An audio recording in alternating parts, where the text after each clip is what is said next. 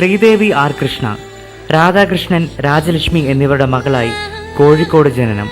6 വയസ്സ് മുതൽ സംഗീതം അഭ്യസിച്ചു തുടങ്ങിയ ശ്രീദേവി സംഗീതത്തിൽ ബിരുദവും ബിരുദാനന്തര ബിരുദവും നേടി. സംഗീതത്തിൽ നിന്നുമാണ് തുടക്കമെങ്കിലും ഡബ്ബിങ്ങിലൂടെയാണ് സിനിമാ രംഗത്തേക്ക് വരുന്നത്. നീലത്താമരയിൽ നായികയായി അഭിനയിച്ച അർച്ചന കവിക്ക് ശബ്ദം നൽകിയത് വളരെ ശ്രദ്ധിക്കപ്പെട്ടു. തുടർന്ന് നിരവധി ചിത്രങ്ങളിൽ ശബ്ദം നൽകുവാൻ അവസരം ലഭിക്കുകയുണ്ടായി. 2009 സൂര്യ ടിവിയുടെ ബെസ്റ്റ് ഡബ്ബിംഗ് ആർട്ടിസ്റ്റ് ഫീമെയിൽ പുരസ്കാരം ലഭിച്ചു. ഹരികൃഷ്ണനാണ് ജീവിത പങ്കാളി. ഞാനൊന്ന് പോസ്റ്റ് ഓഫീസിൽ പോയി വരാം. പ്രൊഫസറെ ഫോണിൽ കിട്ടിയ നേരത്തെ റിസൾട്ട് അറിയായിരുന്നു. പരീക്ഷയുടെ കാര്യത്തില് പേടിയാ? ഒന്നും പറയാൻ വയ്യ. പേടിക്കണ്ട, ഒന്നും പറ്റില്ല. ഒക്കെ ഞാൻ ശരിയാക്കി തരാം. കളി പറയല്ല, അതിനൊക്കെ ഒരു വഴിയുണ്ട്. ബോർഡ് ഓഫ് എക്സാമിനേഷൻ നീയാ? എന്താ പറഞ്ഞത്? മാർക്ക് ഇടുന്നത് നീ അല്ലല്ലോ. ഞാനിടണ്ട, എല്ലാം അറിയുന്ന ഒരാളുണ്ടല്ലോ. അവർക്കൊക്കെ ആവശ്യം മറ്റു ചെറുതാ. അങ്ങനെയല്ലാത്ത ഒരാൾ കണ്ടത് ഇർഫാനില്ല.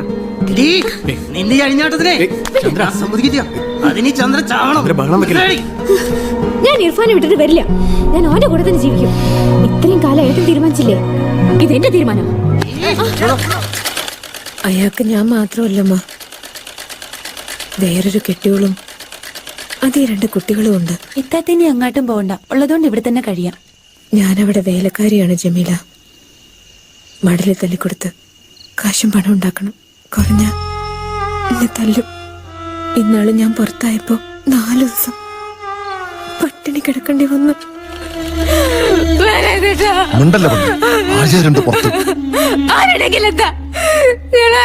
എന്നോട് ചെയ്തത്. അയ്യോ, ഞാൻ മിണ്ടും, എല്ലാരോടും ഞാൻ പറയും.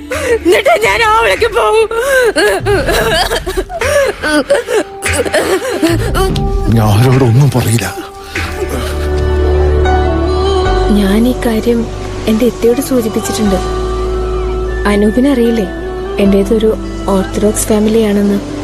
ഉപ്പയുടെ ബിസിനസ്സൊക്കെ ഹൈദരാബാദിലായിരുന്നു.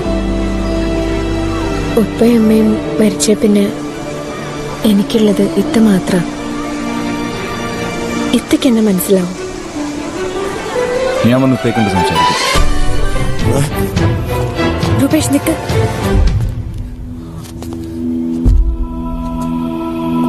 ഇത് വളരെ ചീപ്പായി പോയി പപ്പ. വേണ്ട, എനിക്കൊന്നും കേക്കണ്ട. പപ്പയും അമ്മയും അറിയാൻ വേണ്ടി പറയാം. എനിക്കിതിനെ ഇഷ്ട, ഒരുപാട് ഇഷ്ട. എന്തൊക്കെ ചെയ്താലും എന്റെ മനസ്സ് മാറ്റാൻ നിങ്ങൾക്ക് എന്നല്ല ആർക്കും കഴിയില്ല. ഞാൻ പറയുന്നത് കേക്ക്. ഞാനിവരെ തല്ലിട്ടില്ല. ഇവന്മാര് കള്ളന്മാരാ. എന്നോടുള്ള ഇഷ്ടമൊക്കെ വെറും കള്ളത്തരവാ. എന്തിനാ പപ്പ എന്റെ മുഖത്ത് നോക്കി ഇങ്ങനെ കള്ളം പറയുന്നില്ല? എന്നെ എന്തിനാ ചാക്കിൽ കെട്ടിപ്പൊതിഞ്ഞു വെച്ചിരിക്കുന്നത്? ആരും കാണാതിരിക്കാൻ. കണ്ടാൽ എന്നെ കൊന്നുകളയല്ലേ?